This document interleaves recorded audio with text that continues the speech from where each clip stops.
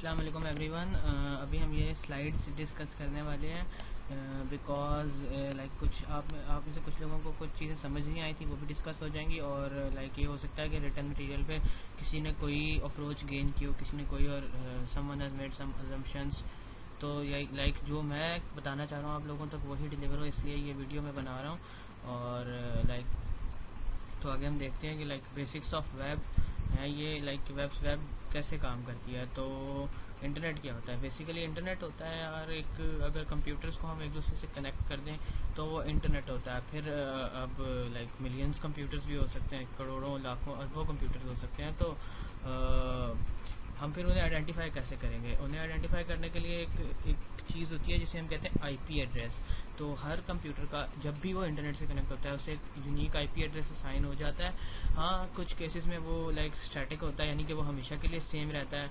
और कुछ केसेस में लाइक वो डायनामिक हो जाता है, लाइक जब भी आप इंटरनेट से कनेक्ट करते हो आपका आईपी एड्रेस चेंज हो जाता है। अपार्ट फ्रॉम दिस एक और चीज़ होती है मैक एड्रेस, जो कि आपके नेटवर्क इंटरफेस कार्ड का, यानी कि जो आपका वाईफाई का कार्ड होगा या जो वाईफाई का अडेप्टर या फिर ईथरनेट का अडेप्टर आपकी डिवाइस में लगा होता है, उसकी भी एक आइडेंटिफिकेशन होती है इंटरनेट पे, जो कि आपका मैक एड्रेस या फिर मीडिया एक्सेस कंट्रोल एड्रेस कहलाता है, या आप उसे फिजिकल एड्रेस भी कहते हैं। वो हर डिवाइस का यूनिक होता है। जैसे किसी गाड़ी का चेसिस नंबर होता है वो यूनिक होता है, इसी तरह हर डिवाइस का जो भी इंटरनेट से कनेक्टेबल होती है उसका एक मैक एड्रेस होता है जो कि यूनिक होता है। इसी तरह फिर अगर हम देखें कि इंटरनेट को अगर हम ड्रॉ करना चाहें तो इट्स लाइक के एक बहुत बड़ा क्लस्टर है कंप्यूटर का जो एक दूसरे से इंटरकनेक्टेड है। उसमें कुछ क्लाइंट्स होते हैं, कुछ सर्वर्स होते हैं। और लाइक क्लाइंट और सर्वर क्या होता है वो हम आगे डिस्कस करेंगे, बट वो एक दूसरे से कम्युनिकेट कर सकते हैं थ्रू सम चैनल्स, और या फिर कोई पाथवेज होते हैं जिससे वो एक दूसरे को डाटा सेंड या रिट्रीव कर सकते हैं। This is basically internet, very simple but very useful दो। तो लाइक हम देखते हैं कि अब इंटरनेट वर्क कैसे करता है। लाइक हमने अभी मैंने जैसे भी बात किया क्लाइंट सर्वर का, तो जो आजकल हम इंटरनेट यूज़ कर रहे हैं वो है ही सारा क्लाइंट सर्वर आर्किटेक्चर पे। और अगर हम देखना चाहें कि बेसिकली हम लोग क्लासीफाई कर रहे होते हैं कि ये सर्वर मशीन है और ये क्लाइंट मशीन है, बट हार्डवेयर वाइज या फिर लाइक फिजिकली उसमें कोई भी डिफरेंस नहीं होता। हाँ, हम लोग सर्वर मशीन्स को थोड़ा ज़्यादा हैवी ड्यूटी बना लेते हैं ताकि क्योंकि उन पे एट अ टाइम कई लोगों ने वर्क करना होता है। Like millions of computers can connect to a server machine at a time, तो हम लोग उन्हें थोड़ा like hardware wise heavy duty बनाते हैं। लाइक हम हैवी प्रोसेसर्स लगाएंगे, ज़्यादा रैम लगाएंगे। बट अगर देखा जाए तो किसी सर्वर और क्लाइंट मशीन में फिजिकली कोई डिफरेंस नहीं होता। हम अगर एक अपना पुराना सा पेंटियम 4 पीसी भी निकाल लें जिसकी रैम हार्डली 512 MB है, तो हम उससे भी सर्वर बना सकते हैं। बट द थिंग इज़ कि उस सर्वर पे हम हार्डली 10 से 15 लोग कनेक्ट कर पाएंगे, इससे ज़्यादा लोग कनेक्ट नहीं कर पाएंगे, क्योंकि उसके बाद वो कंप्यूटर का यूजेज जो प्रोसेसर और रैम यूजेज है वो एक्सीड कर जाएगा और like computer will shut down. तो और बेसिकली जो डिफरेंस होता है वही होता है कि सॉफ्टवेयर कन्फिग्रेशंस में डिफरेंट होता है। लाइक अगर अब हम लोग मोस्टली क्लाइंट साइड पे काम कर रहे होते हैं, हम लोग कभी भी सर्वर्स नहीं बना रहे होते, तो हम लोग हमेशा लाइक वही यूज़ कर रहे होते हैं क्रोम, फायरफॉक्स वगैरह। लेकिन हम चाहें तो अपनी इस लोकल पीसी को जिस पे अभी हम बैठ के इसे यूज़ कर रहे हैं, इसको भी एक सर्वर में कन्वर्ट कर सकते हैं। उसके लिए हमारे पास एक सॉफ्टवेयर होता है XAMPP, जिसके थ्रू लाइक हम किसी भी अपनी लोकल मशीन को सर्वर पे कन्वर्ट कर सकते हैं। लेकिन basically XAMPP is for testing purposes, ताकि डेवलपर्स अगर कोई लाइक कोड लिख रहे हैं, कोई वेबसाइट डेवलप कर रहे हैं, तो ये देख लें आप XAMPP का लाइक अभी मेरा पीसी एक, अगर मैं अपने पीसी की आईपी दूं तो ये पीसी एक तरह से एक सर्वर में कन्वर्ट हुआ हुआ है, तो लाइक पेजेस होस्ट हो गए हैं। इसके बाद बात आ जाती है कि तो आपने देख लिया कि लाइक क्लाइंट सर्वर आर्किटेक्चर में इतना ज़्यादा लाइक सर्वर और जो हमारा वो होता है क्लाइंट होता है उसमें फिजिकली कोई डिफरेंस नहीं होता, but the only differences of the software configuration. अब मैं इस पीसी को भी सर्वर में कन्वर्ट कर सकता था और मैं किसी भी सर्वर को भी क्लाइंट में कन्वर्ट कर सकता हूँ। तो लाइक अब आगे हम ये देखें कि क्लाइंट सर्वर आर्किटेक्चर काम कैसे करता है। बेसिकली क्लाइंट सर्वर आर्किटेक्चर काम ऐसे करता है कि जो भी हमारा क्लाइंट होता है, क्लाइंट हमारा ब्राउज़र हो सकता है, क्रोम, फायरफॉक्स, हमारे फ़ोन का ब्राउज़र हो सकता है, कोई और डिवाइस हो सकती है कुछ लाइक, और जो भी लाइक सर्वर से जो भी कोई भी डाटा उसको रिक्वेस्ट सेंड कर रहा है और उसे डाटा फेच कर रहा है, वो हमारा क्लाइंट हो सकता है। मोस्ट लाइक जो यूज्ड एग्जांपल्स हैं या मोस्ट कॉमन एग्जांपल्स हैं वो हमारे ब्राउज़र्स होते हैं। उसके अलावा हमारी एंड्रॉयड ऐप्स होती हैं।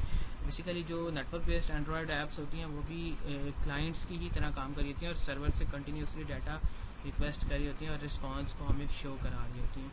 तो ये होता है कि लाइक जब भी हम क्लाइंट से इंटरनेट पे किसी भी सर्वर की आईपी देंगे, तो क्योंकि क्लाइंट से हम अगर क्लाइंट की आईपी देंगे तो वो से कोई भी लाइक हमें कोई चीज़ शो नहीं कराएगा, क्योंकि क्लाइंट जो होता है वो उस पर कोई सर्वर कन्फिग्रेशंस नहीं है। पीसी तक तो हम पहुंच जाएंगे, बट हम जब उस पर रिक्वेस्ट देंगे तो वो रिक्वेस्ट को एक्सेप्ट ही नहीं कर सकता, क्योंकि हमने उस पर सर्वर कन्फिगर ही नहीं किया हुआ।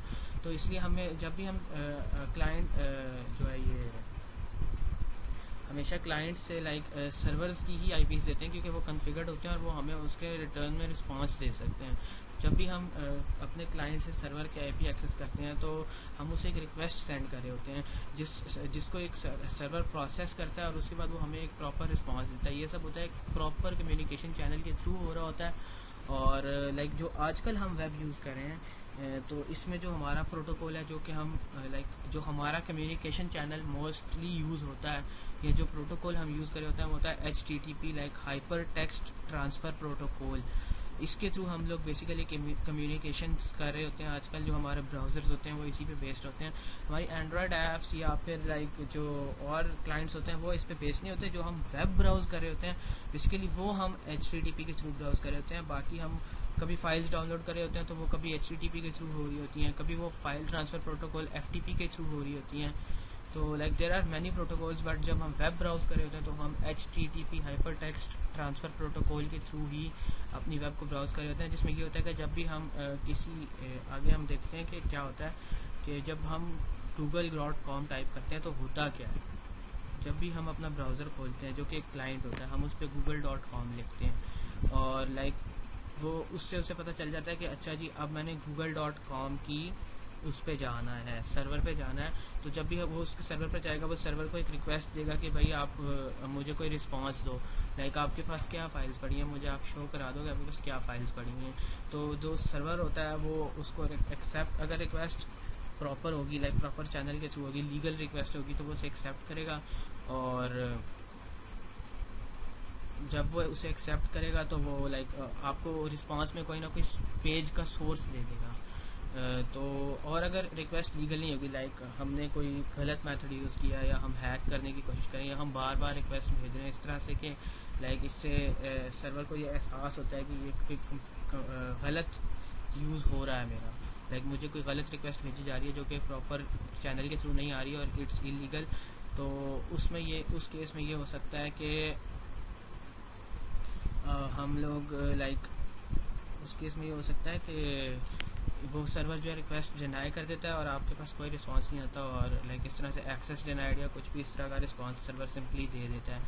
तो अगर हमारी लीगल रिक्वेस्ट हो, लाइक हमने google.com एंटर किया तो सर्वर को रिक्वेस्ट मिली, उसने वो एक्नॉलेज की, फिर वो आपको कोई ना कोई सोर्स देता है जो आपका ब्राउज़र उसे रीड करता है और फिर वो आपको ह्यूमन रीडेबल फॉर्म में शो करा देता है। तो जब भी आप गूगल खोलते हो और आपका गूगल का पेज ओपन हो जाता है तो उसके बाद आप लाइक गूगल पे कोई वेबसाइट सर्च करते हो, कुछ भी सर्च करते हो, तो वो दोबारा रिक्वेस्ट भेज रहा होता है। फिर वो दोबारा जो सर्वर रिस्पांस जनरेट कर रहा होता है जिसमें सारे सर्च रिजल्ट्स आ रहे होते हैं, फिर वो दोबारा शो करा रहा होता है। तो इस तरह बार बार आप रिक्वेस्ट भेज रही होती है, सर्वर प्रोसेस कर रहा होता है और आपको कोई रिस्पांस भेज रहा होता है जो कि आपका ब्राउज़र डिस्प्ले करा रहा होता है।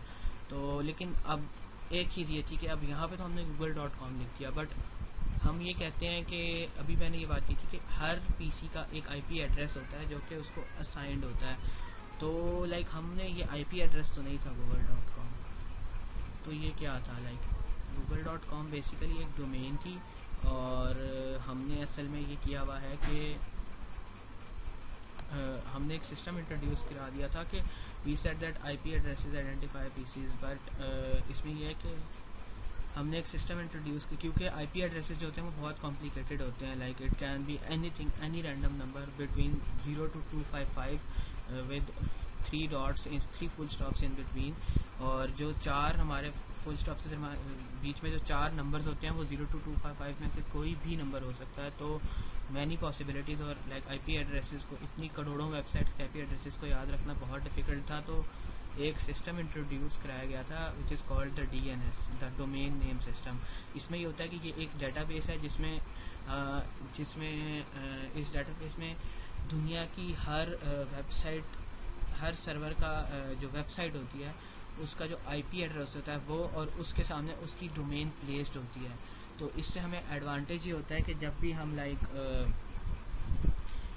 तो हमें याद रखने में बहुत आसानी हो जाती है, क्योंकि हम ह्यूमन रीडेबल नेम्स को एक आईपी एड्रेस असाइन कर देते हैं। तो हमारे ब्राउज़र में एक नई फंक्शनैलिटी इंट्रोड्यूस कर दी गई है कि जब भी हम लोग कोई ह्यूमन रीडेबल फॉर्म में डोमेन लिखते हैं .com या फिर .co.uk.pk कुछ भी, तो हमारा जो क्लाइंट ब्राउज़र होता है वो पहले जाके DNS पे चेक करता है, उस सर्वर के कॉरेस्पॉन्डिंग आईपी एड्रेस निकालता है, और उस आईपी एड्रेस से फिर वो उस सर्वर को एक्सेस करता है, फिर वो सर्वर उसको रिस्पांस देता है, और फिर वो हमें शो हो रहा होता है। तो ये DNS इसीलिए इंट्रोड्यूस किया गया था। और जो हम लोग अपने इंटरनेट सर्विस प्रोवाइडर्स जैसे PTCL, Neatel या Wi-Fi वगैरह को पेमेंट्स कर रहे होते हैं, वो बेसिकली DNS के लिए ही होती हैं, क्योंकि बाकी इंटरनेट पे कोई कम्युनिकेशन रिस्ट्रिक्शंस नहीं है। बट अगर हम इसको IS जो DNS है ये कुछ सुपर पावर्स के कंट्रोल में है, जिसकी वजह से वो इसके लिए हमें चार्ज कर रहे होते हैं, और इसीलिए हमें इंटरनेट सर्विसेज के लिए पे करना पड़ता है। तो आगे आ जाता है कि नाउ व्हाट इज़ सोर्स। अब मैंने कहा कि सर्वर सोर्स आपको देता है, तो बेसिकली सोर्स क्या होता है। सोर्स की एग्जांपल ऐसे है कि जब भी देखो हम इसमें ये कर सकते हैं कि क्लाइंट सर्वर आर्किटेक्चर को समझाने के लिए, अब फ़र्ज़ करो कि मैंने यहाँ पे लिखा google.com, GOOGLE.com। पहले इसने मेरी DNS को चेक किया होगा। सॉरी मेरा इंटरनेट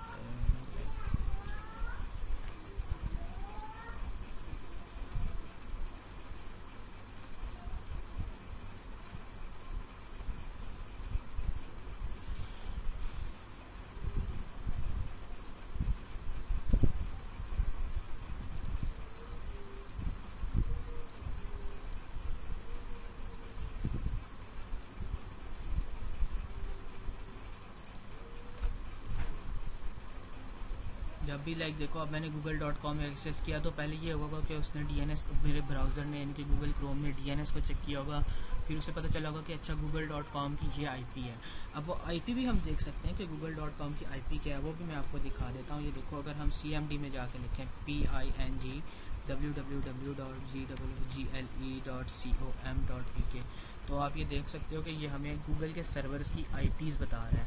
तो बेसिकली होता क्या है कि जब भी हम ये एंटर करते हैं तो वो पहले जाकर DNS को चेक करता है, फिर उसे पता चलता है कि ये IP है, फिर उस IP पे जो भी सर्वर कॉन्फ़िगर्ड होता है वो उसको जाके एक रिक्वेस्ट सेंड करता है कि आप मुझे ना, वो उसको रिक्वेस्ट सेंड करता है, और इन रिस्पांस सर्वर जो होता है वो एक सोर्स जनरेट करता है। अभी ये देखो, मैंने यहाँ से राइट क्लिक किया था और व्यू पेज सोर्स किया था, तो ये पेज का सोर्स आ गया। बेसिकली जो रिस्पांस हमें सर्वर दे रहा होता है वो इस फॉर्म में होता है, फिर ये हमारे ब्राउज़र का काम होता है कि वो इस फॉर्म को इस ह्यूमन रीडेबल फॉर्म में कन्वर्ट कर दे।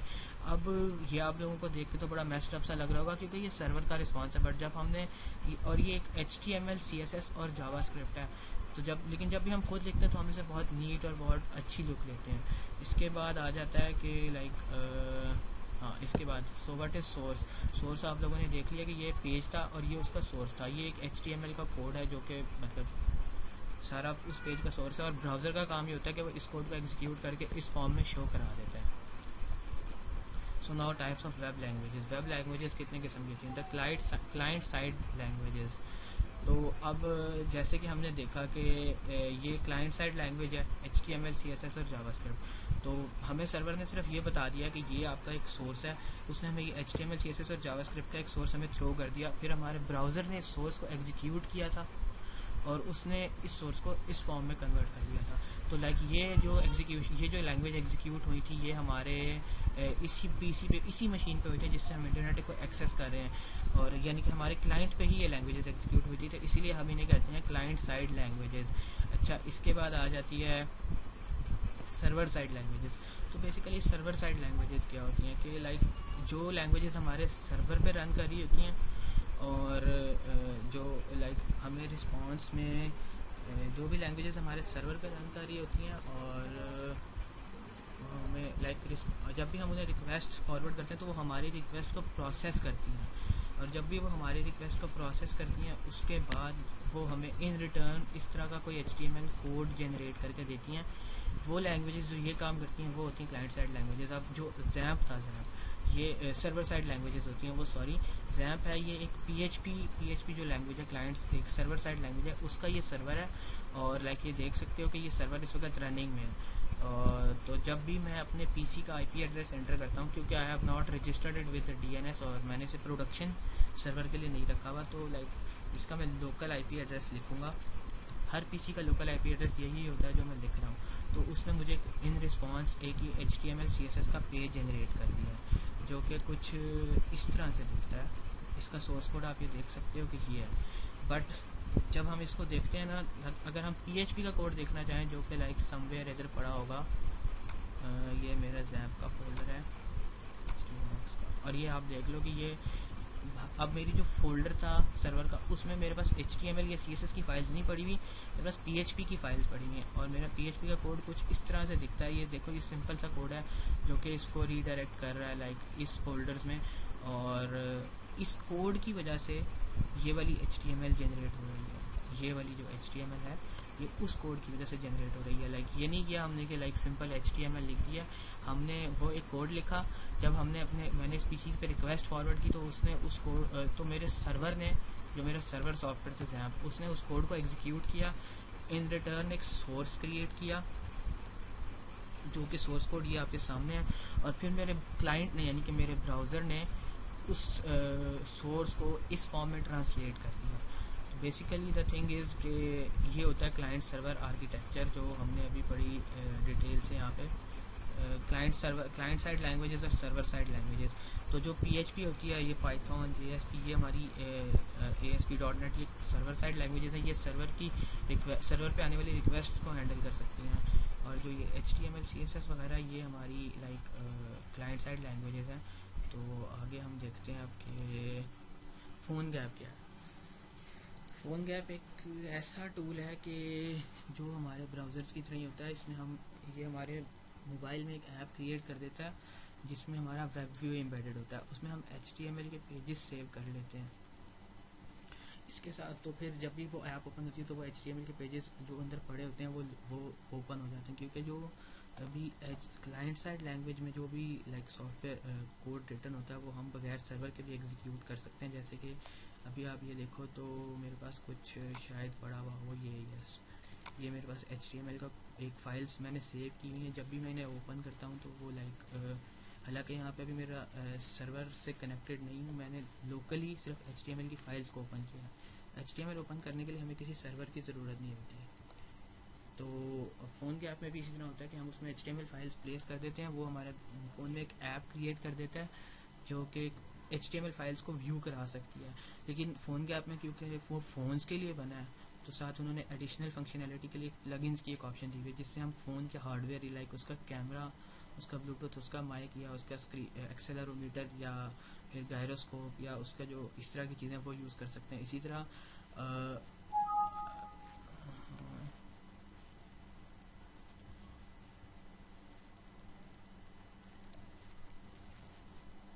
बट इसी तरह अगर हमारा ये इशू आ जाए कि लाइक हमने ऐप को बैकग्राउंड में रन कराना है, जब भी हम ऐप क्लोज करते हैं वो क्लोज हो जाती है, लेकिन ऐप को बैकग्राउंड में रन कराने के लिए भी हमारे पास प्लगइन्स होते हैं।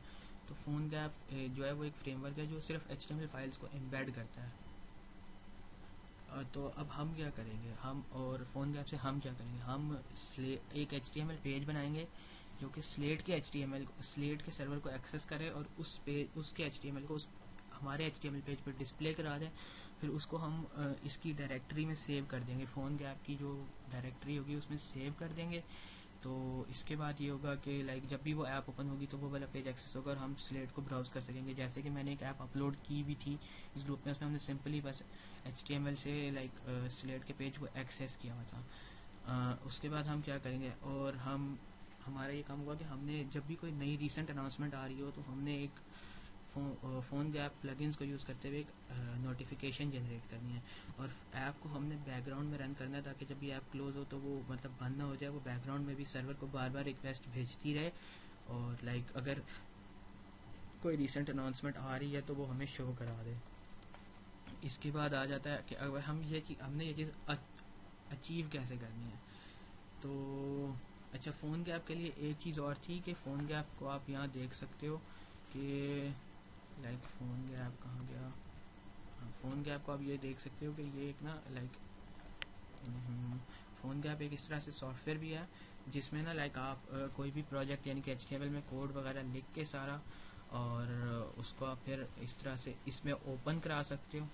फ़ोन गैप में कोड लिखने का एक अपना प्रॉपर तरीका होता है, उसमें आप कोड लिख के इस तरह से उसे आप यहाँ से करके तो लाइक ऐड फाइल से ऐड एग्जिस्टिंग प्रोजेक्ट करके आप उस कोड को सारा ऐड करा सकते हो।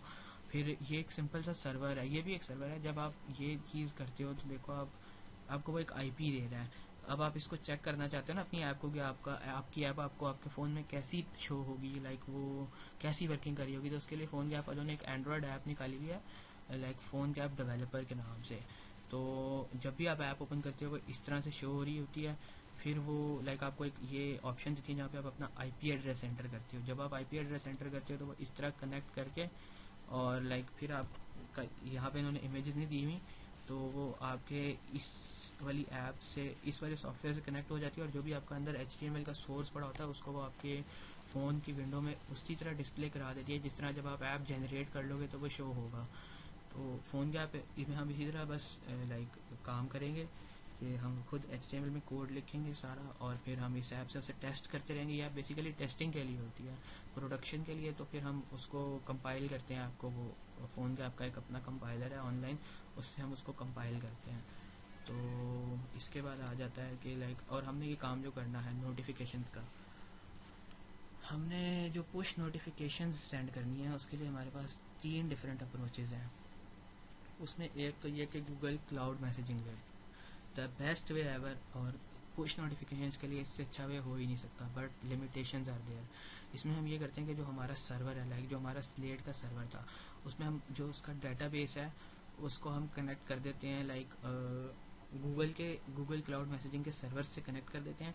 तो जब भी डेटाबेस में कोई नई एंट्री आती है तो वो गूगल क्लाउड मैसेजिंग के सर्वर को बता देता है कि लाइक सर्वर में कोई इवेंट हुआ है और कोई ना कोई चेंजेस आए हैं। तो और उस गूगल हम जब फ़ोन पे एंड्रॉयड ऐप ओपन करते हैं तो हमारा फ़ोन भी गूगल क्लाउड मैसेजिंग से जाकर रजिस्टर हो जाता है। और जब गूगल क्लाउड मैसेजिंग को पता चलता है कि अच्छा सर्वर पे कोई नया चेंज आया है तो वो एक नोटिफिकेशन सेंड कर देता है सब फ़ोन्स पे जो भी उस सर्वर से गूगल के सर्वर से रजिस्टर्ड हो जाते हैं। और हर फ़ोन की यूनिक आईडी होती है, तो लाइक अगर हम लिमिट भी कर सकते हैं कि हमने किस फ़ोन को कौन सी नोटिफिकेशन देनी है, बट इसमें हमारे पास लिमिटेशन ये है कि हमें स्लेट की एक्सेस चाहिए होगी और हम इसमें स्लेट को भी क्रश कर सकते हैं। तो क्योंकि वी आर बिगिनर्स तो हम इसमें स्लेट को भी क्रश कर सकते हैं। तो इवन अगर हमें स्लेट की एक्सेस मिल भी जाए तो हम पहले इसे ट्राई नहीं करेंगे, कभी भी ट्राई नहीं करेंगे। इसे हम दूसरी या तीसरी प्रायोरिटी में या फिर टीचर्स की हेल्प के बगैर ट्राई कर ही नहीं सकते। इसके बाद एक अप्रोच आ जाती है कि हम कंबाइनिंग अज्योर एंड GCM, हम ऐसा भी कर सकते हैं कि हमें बेसिकली एक सर्वर ही चाहिए था ना, तो हम ऐसा भी कर सकते हैं कि हम स्लेट के सर्वर को छेड़े ही ना, एक अज्योर का सर्वर बना लें, अज्योर पे एक सर्वर क्रिएट करें और वो सर्वर कंटिन्यूसली स्लेट के सर्वर से डाटा फेच करता रहे और अपने पास डाटाबेस में सेव करता रहे। और अज्योर के सर्वर को हम GCM से कनेक्ट कर दें, तो जब भी अज्योर के सर्वर में कोई चेंजेस आएंगे तो वो उसी तरह फिर GCM को बता देगा कि भाई सर्वर में कोई चेंज आया है, और लाइक फिर वो एंड्रॉयड उस पर रजिस्टर्ड होंगे जो कि वो उन्हें बता देगा कि जी लाइक आपको ये नोटिफिकेशन आई है, तो वो उसे शो करा देगा नोटिफिकेशन पैनल में। इसमें ये इसलिए है कि लाइक हमें स्लेट के सर्वर से छेड़खानी ना करनी पड़े, हम न्यू है तो, लेकिन ये चीज़ हम बाद में सोचेंगे करने की। अभी हम लोग लाइक इस पे भी काम करने के लिए हमें HTML CSS वगैरह के अलावा क्लाइंट साइड लैंग्वेजेस भी सीखनी पड़ेंगी जो कि बहुत कॉम्प्लिकेटेड है, comparatively much complicated than the server side languages सीखनी पड़ेंगी जो कि क्लाइंट साइड लैंग्वेजेस से बहुत ज़्यादा कॉम्प्लेक्स और कॉम्प्लिकेटेड है। ये जो तीसरी अप्रोच है ये वाली जावास्क्रिप्ट वे, इसमें यह है कि ये बहुत से लोगों को समझ भी नहीं आई थी। इसमें मैं आपको बताता चलूँ कि हम करेंगे क्या। इसमें हम ये करेंगे कि जो हमारा फ़ोन है उस पर जो हमारे HTML पेजेस पड़े हैं उसमें से हम उस HTML पेज में हम जो एक जावास्क्रिप्ट का ऐसा कोड लिखेंगे जो कि सर्वर को रिक्वेस्ट सेंड करेगा। हम जावास्क्रिप्ट के थ्रू भी सर्वर से रिक्वेस्ट को सेंड कर सकते हैं और उससे रिस्पांस को रिसीव कर भी सकते हैं। तो हम जावास्क्रिप्ट का ऐसा कोड लिखेंगे कि जो सर्वर को रिक्वेस्ट सेंड करेगा, उसके रिटर्न में जो भी सोर्स आएगा या जो भी HTML आएगी वो उसे एक फ़ाइल में सेव कर देगा।